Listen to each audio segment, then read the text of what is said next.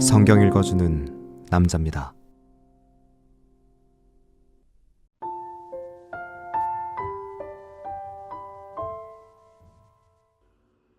다윗이 그 궁실에 거할 때 선지자 나단에게 이르되 나는 백향목 궁에 거하거늘 여호와의 언약궤는 휘장 밑에 있도다.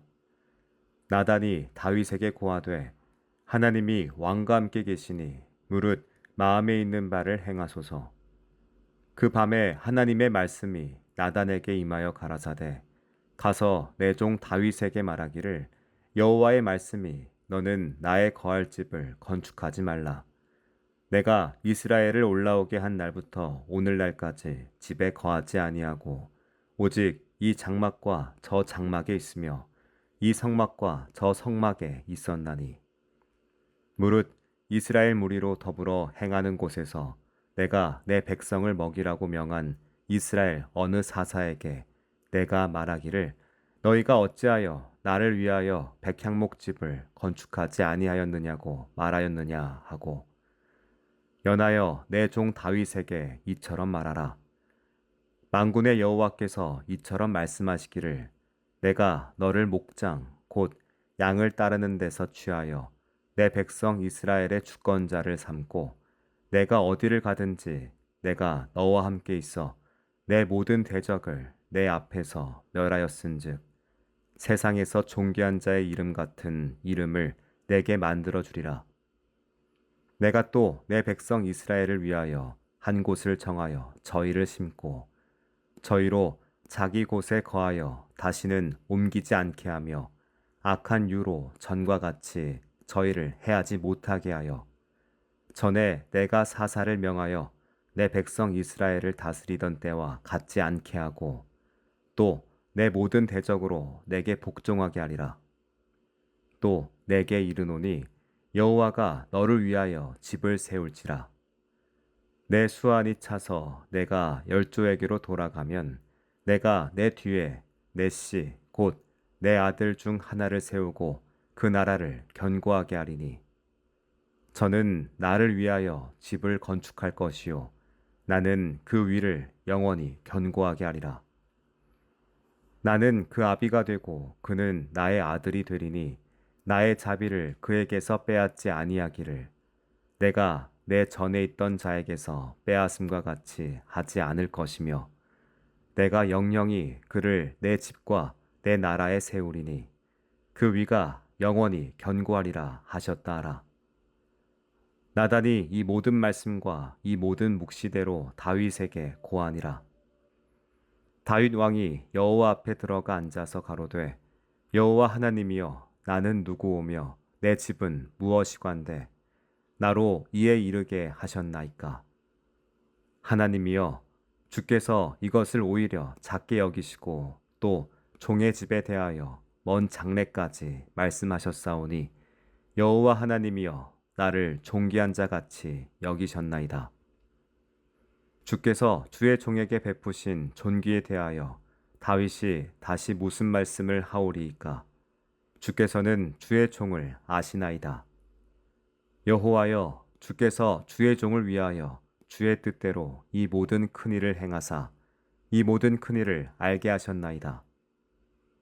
여호와여 우리 귀로 들은 대로는 주와 같은 이가 없고 주 외에는 참 신이 없나이다. 땅의 어느 한 나라가 주의 백성 이스라엘과 같으리이까. 하나님이 가서 구속하사 자기 백성을 삼으시고 크고 두려운 일로 인하여 이름을 얻으시고 애굽에서 구속하신 자기 백성 앞에서 열국을 쫓아내셨사오며 주께서 주의 백성 이스라엘로 영원히 주의 백성을 삼으셨사오니 여호와여 주께서 저희 하나님이 되셨나이다.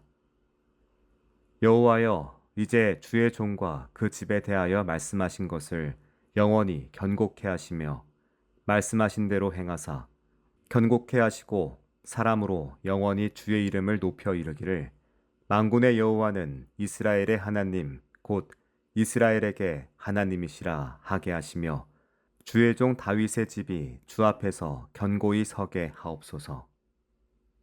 나의 하나님이여, 주께서 종을 위하여 집을 세우실 것을 이미 듣게 하셨으므로 주의 종이 주 앞에서 이 기도로 구할 마음이 생겼나이다.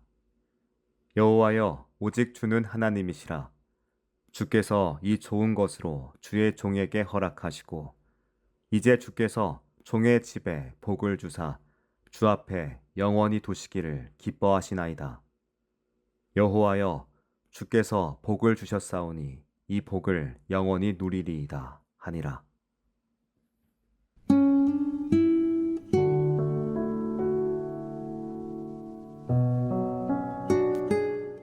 어느 날 다윗은 자신이 왕궁에 거주하게 된 것을 돌아보며 하나님의 궤는 여전히 장막 아래에 있음을 깨닫습니다.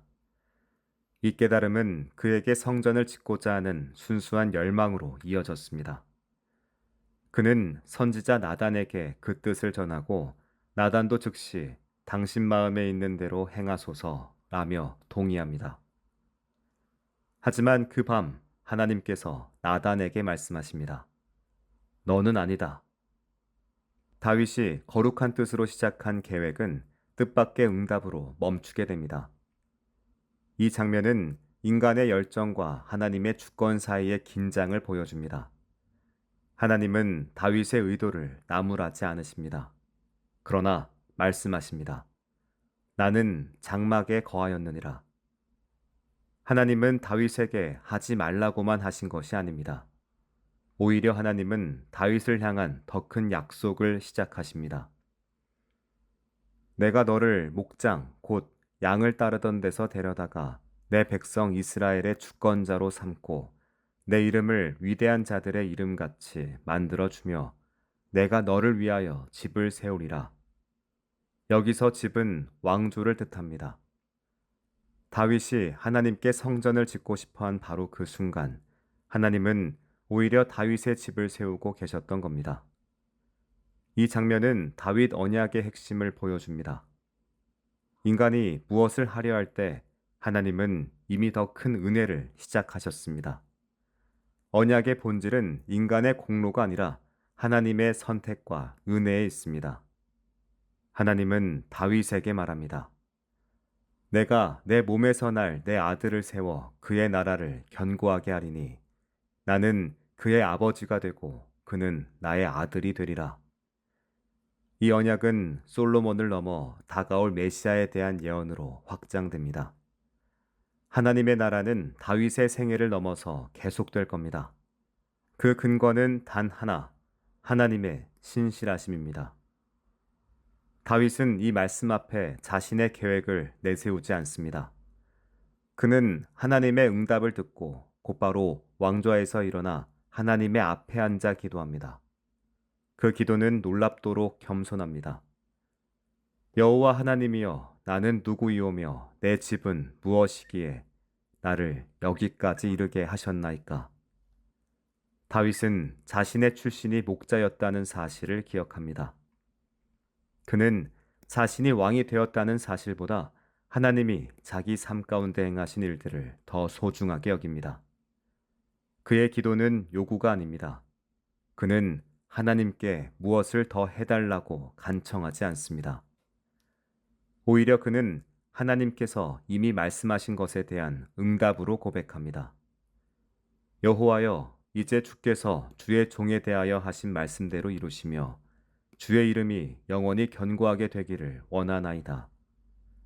다윗의 기도는 인간의 열망을 꺾고 하나님의 뜻에 자신을 조율하는 영적 응답입니다. 신앙인의 기도는 소망을 관철시키는 도구가 아니라 이미 주신 말씀을 붙잡고 살아가는 겸손한 고백이 되어야 함을 보여주는 본보기입니다. 역대기 저자는 이 다윗 언약을 매우 중요하게 다룹니다.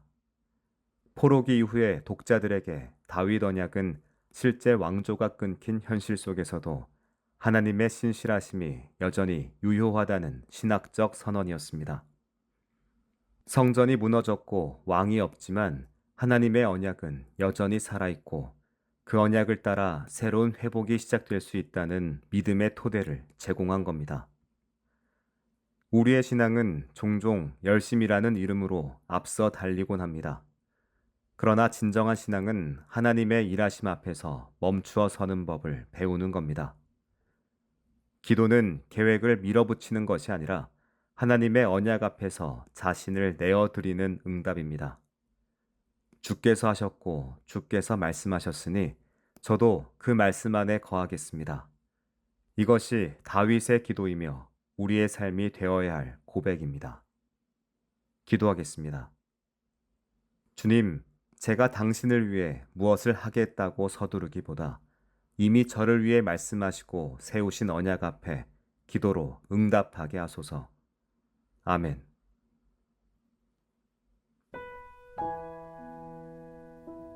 지금까지 묵상에 함께하는 교회 홍정한 목사 내레이션 성경 읽어주는 남자였습니다.